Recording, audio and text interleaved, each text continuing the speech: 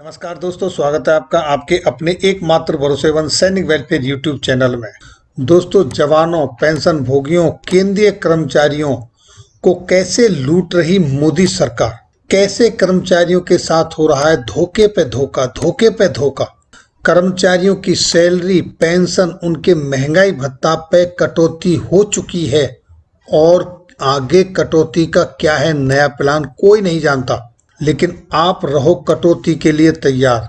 दोस्तों, ये हम क्यों कह रहे हैं, क्या है इसके पीछे की सच्चाई, आइए देखते हैं इस वीडियो के माध्यम से।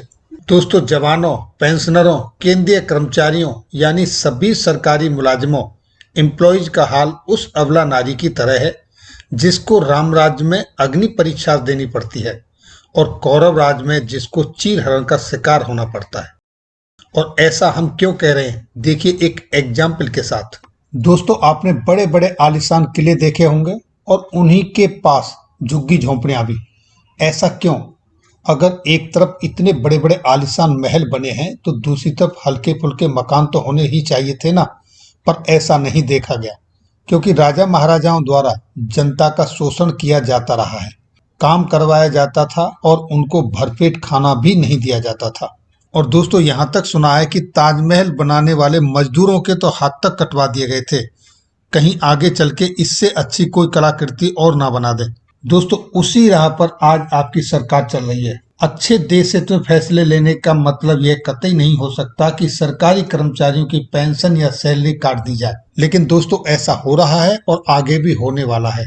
जब देश दुनिया कोविड महामारी के दौर से गुजर रही है, लाखों करोड़ों लोगों की नौकरियां जा रही हैं, मजदूरों का बुरा हाल है, मजदूर रोड पर है, किसान सड़कों पर है और जवानों, पेंशनरों, केंद्रीय कर्मचारियों के महंगाई भत्ता को फ्रीज किया जा चुका है। ऐसी हालत में दोस्तों नए पार्लियामेंट भवन की, विस्ता प्रोजेक्ट की क्या जरूरत पड़ी है, जिस पर करोड़ों करोड़ों रुपए खर्च होंगे, लेकिन वो धनराशि आएगी कहां से? दोस्तों, आगे चल के देश की सुरक्षा और कोविड महामारी जैसा कोई नाम लेकर फिर से कर्मचारियों की पेंशन, सैलरी और महंगाई भत्ता पर गाज गिरने वाली है।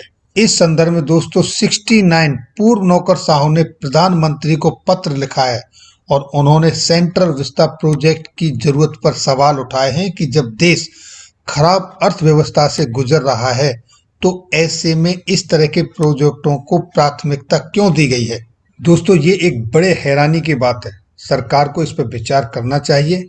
दोस्तों, ऊंट की गर्दन लंबी होती है, इसका मतलब ये नहीं कि उसकी गर्दन को काट लिया जाए। ठीक उसी तरीके से कर्मचारी, अगर ये गवर्नमेंट एम्प्लॉइज आपके साथ हैं तो इसका मतलब ये नहीं कि उनके सारे हकों को छीन लिया जाए। एक पेंशनर, उसका परिवार जो पूरा का पूरा उसकी पेंशन पर डिपेंड करता है, अगर आप उसकी पेंशन को ही काटना शुरू कर देंगे तो वो क्या करेंगे, कैसे उनका गुजारा होगा?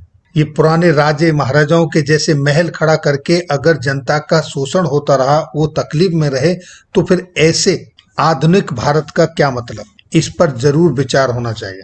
और जब आपकी अर्थव्यवस्था सुधरती है, ठीक होती है, हालात सही होते हैं, तो फिर आप बनाइए, कौन मना कर रहा है? तो दोस्तों, ये थी मेरी पर्सनल राय इस संदर्भ में। आशा करता हूं कि शायद आपको अच्छी लगी होगी। वीडियो देखने के लिए बहुत बहुत धन्यवाद। जय हिंद, जय भारत।